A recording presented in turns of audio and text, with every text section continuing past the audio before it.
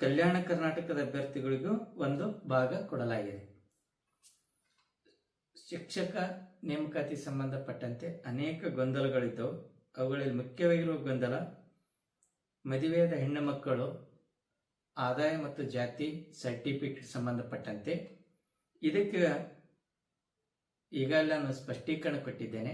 ಮದುವೆ ಆದ ನಂತರ ಗಂಡನ ಆದಾಯವನ್ನೇ ಪರಿಗಣಿಸಲಾಗ್ತದ.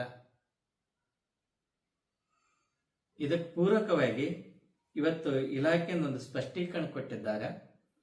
ಅಂತರ್ಜಾತಿ ಮದುವೆ ಆದಾಗ ನಾವು ಯಾವ ಜಾತಿ ಮತ್ತು ಯಾರ ಆದಾಯ ಹೆಚ್ಚಬೇಕು ಅನ್ನುವಂಥ ಒಂದು ಪ್ರಶ್ನೆಗೆ ಉತ್ತರ ಕೊಟ್ಟರೆ ಇಲಾಖೆ ಉತ್ತರ ಏನಪ್ಪಾ ಅಂದ್ರೆ ಅರ್ಜಿದಾರ ಜಾತಿ ಮತ್ತು ಅರ್ಜಿದಾರನ ಪತಿಯ ಆದಾಯ ಮತ್ತು ಅಭ್ಯರ್ಥಿ ಆದಾಯ ಅಂದ್ರೆ ಗಂಡ ಹೆಂಡತಿ ಇಬ್ಬರು ಆದಾಯ ಪರಿಗಣಿಸಲಾಗ್ತದ.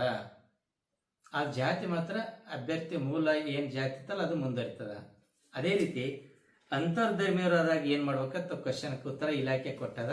ಅಂತರ್ಧರ್ಮೀಯರು ಮದುವೆ ಆದಾಗ ಮೂಲ ಜಾತಿ ಮುಂದುವರಿತದ, ಗಂಡನ ಆದಾಯ ಪರಿಗಣಿಸಲಾಗ್ತದ ಅಂತ ಹೇಳಿದ್ದಾರೆ.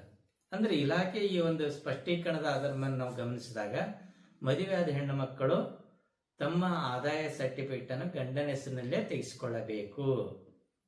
ಅವರ ಮೂಲ ಜಾತಿ ಏನದಲ್ಲ ಅದು ಮುಂದುವರಿತದ, ಅದು ಬದಲಾವಣೆ ಆಗುವುದಿಲ್ಲ.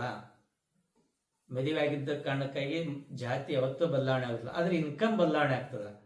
ನಿಮ್ಮ ತಂದೆ ಇನ್ಕಮ್ ಹಚ್ಚಿದಾಗ ನಿಮಗ ಮೀಸಲಾತಿ ಸಿಗ್ತಿತ್ತಂದ್ರ ಗಂಡನ ಇನ್ಕಮ್ 8 ಲಕ್ಷ ದಾಟ್ತಂದ್ರೆ ಮೀಸಲಾತಿ ಸಿಗುವುದಿಲ್ಲ. ಅಷ್ಟೇ, ಜಾತಿ ಏನದಲ್ಲ ಅದೇ ಮುಂದುವರಿತದ.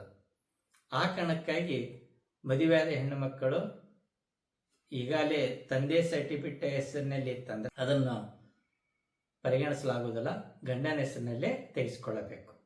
ಎಲ್ಲರಿಗೆ ನಮಸ್ಕಾರ.